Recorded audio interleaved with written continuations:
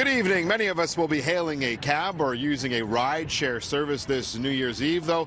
When the clock strikes midnight, there will be a brand new set of regulations for both taxi drivers and those who drive for companies like Uber or Lyft. The one taxi company we spoke with today believes the city's new rules are actually a step back instead of moving into the future.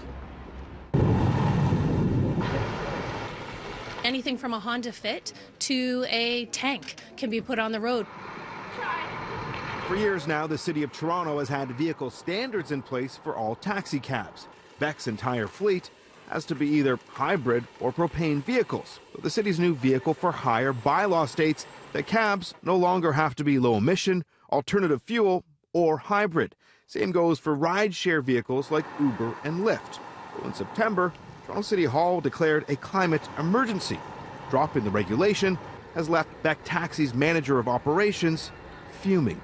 I'm not only in the taxi industry, I live in this city. My kids walk to school every day. I'm interested in seeing lower emissions. Lightweight vehicles, fuel-efficient vehicles make sense. And so they had already established that. And we've heard from politicians in our city that they were afraid that Uber would sue the city if they tried to impose those restrictions. This is a recipe for disaster and again, in conflict with every major issue that is facing our city right now.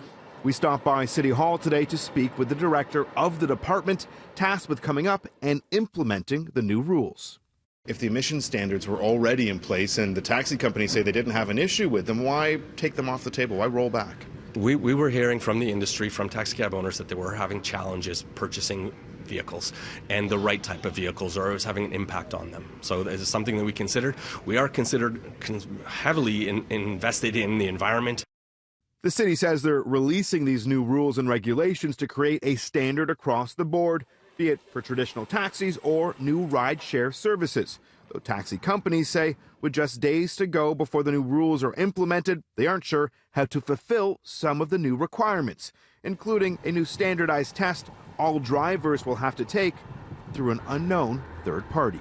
We don't even know what that training entails. Is it a 5-minute online course? Is it an in-class like Beck Taxi requires, including an in-car defensive driving component? It cannot be a 5-minute video. There's 16 different criteria that's involved in the training. We don't know what vendors are out there that can do this.